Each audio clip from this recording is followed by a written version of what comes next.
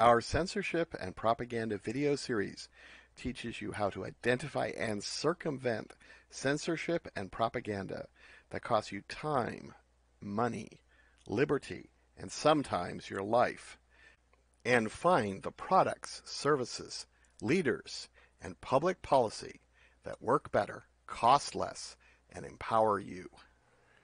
Flat Earth. How to tell the Earth is curved from personal experience.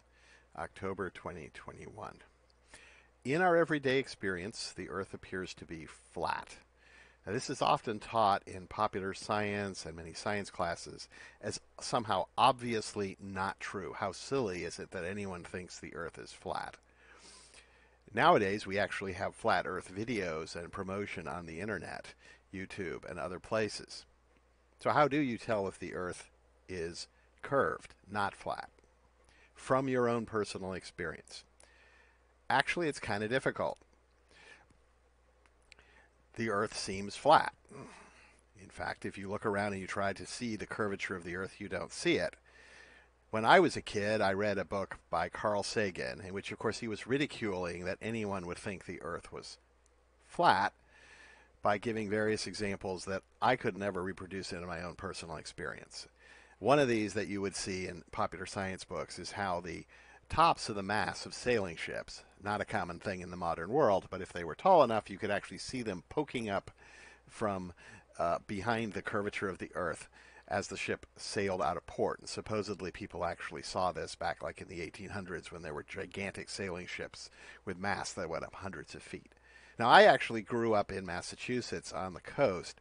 I never saw this. If you watch the ships we have today, the little sailing boats that are, 30-foot masts or something like that, generally you couldn't see this or make it out, and often the air is a little hazy and foggy right at the curve of the Earth or out there on the horizon, so it's really actually pretty hard to see if this actually happens. So utter nonsense, right? It's actually the case that we usually can't tell that the Earth is curved, let alone that it's a globe, a sphere. It's something we take from authority, from what we read, from what we're taught in science classes, that kind of thing. However, there are direct experiences that we have which show us that the Earth is almost certainly curved and not a flat like a plate or a tabletop.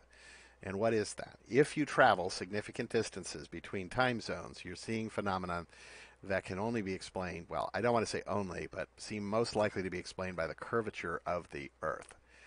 So let's think about time zones. I live in the Silicon Valley near San Francisco, and from time to time, usually I fly, but you can also drive to the East Coast for various reasons. I do this a couple of times a year at least, usually. So consider, for example, New York City. Now, this is most evident to you when you fly because it happens in a couple of hours. You can see that the sun is not where you would expect it to be based on living in California. You could actually see it by just leaving your watch on San Francisco, California time and driving at a leisurely pace across the country. And you will notice, if you look at, for example, noon on that watch, you will see that the sun is no longer right above you at noon as you move across. It's in fact at a different location. Okay, a different azimuth, a different angle here. And this is why we have time zones, right? You change your clock and watch settings when you travel across country. Now, time zones are a political structure, but they reflect the reality that at a given actual time of the day, the sun is at a different position, a different angle of elevation above the horizon in San Francisco versus New York City. That's easy to verify if you travel. You can also verify it by phone, although it's not personal. You call somebody you know and trust and say, where is the sun, say at noon in San Francisco. If they're in New York City, the sun is at a different location. It's not right above you where you would expect. It's not noon. It's a different time of day. All right, well, how does that work in a flat Earth? Well, that works because, and can work in a flat Earth, because the sun is envisioned to be much closer to the flat Earth than the 93 million miles that we believe the sun is located from the Earth in the present modern theory. Okay, so this time zone behavior does not prove the Earth is curved by itself. Okay.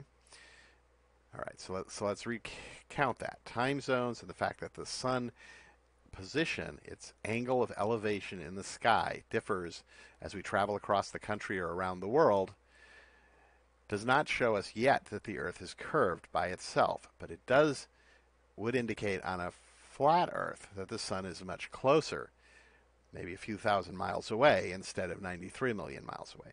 But what about sunrise and sunset? On a flat Earth, sunrise will occur at the same time in San Francisco and New York City.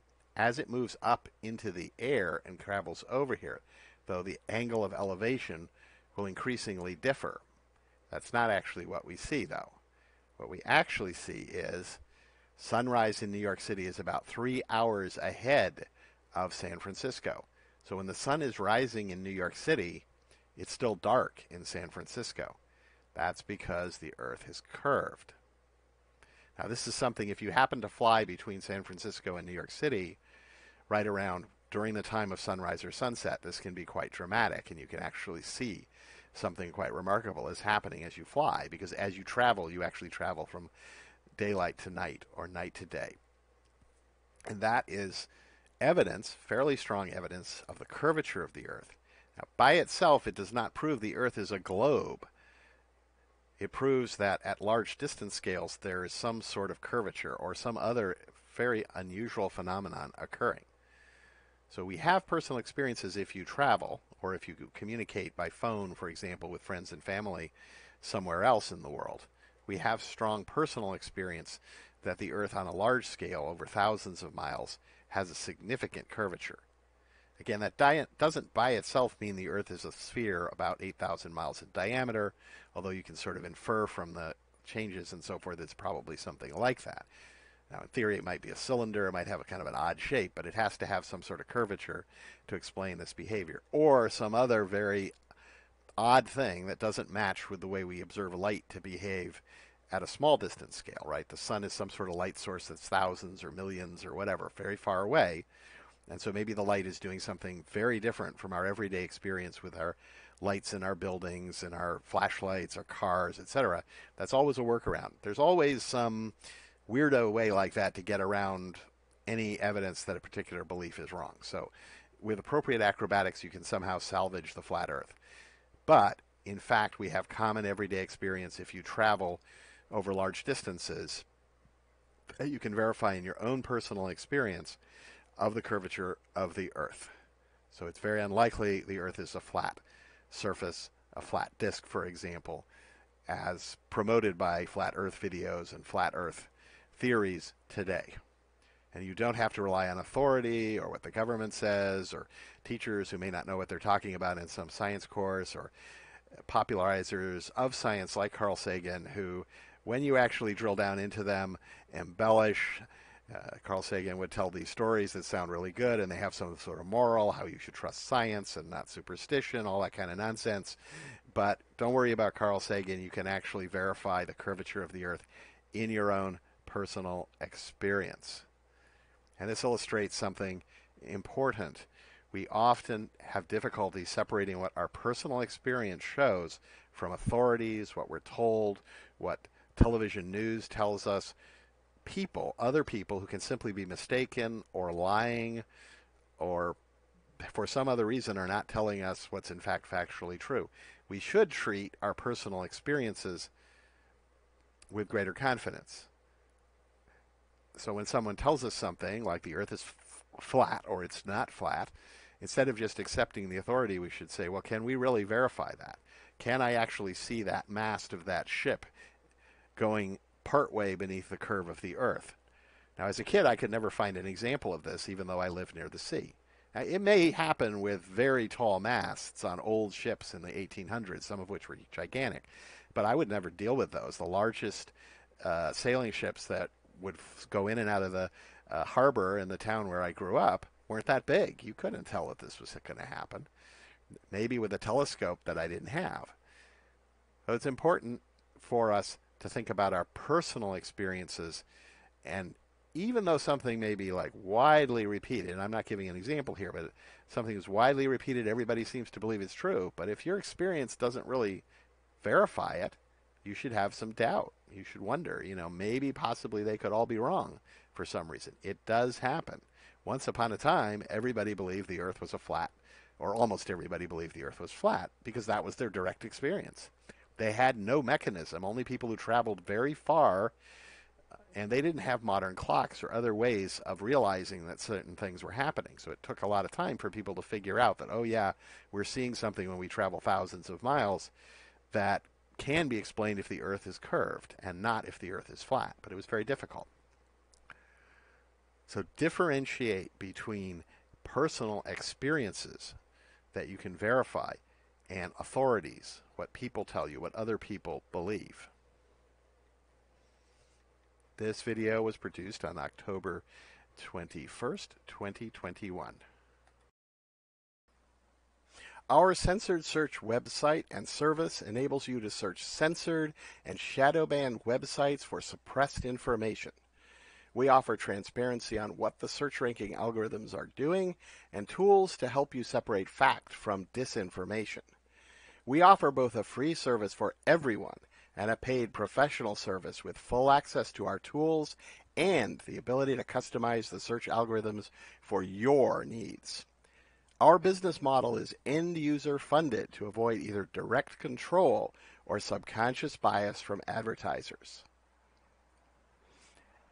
Our Censored Search service is intended as a complement to increasingly censored, advertising-funded search engines, such as Google, Yahoo, Bing, and even DuckDuckGo, which appears to be increasingly shadow banning alternative content.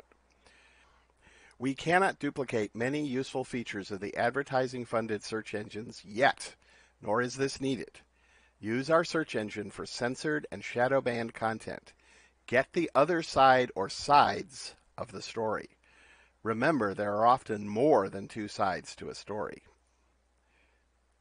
Inclusion in our search engine is not an endorsement. We include sites based on evidence of censorship or shadow banning in our judgment.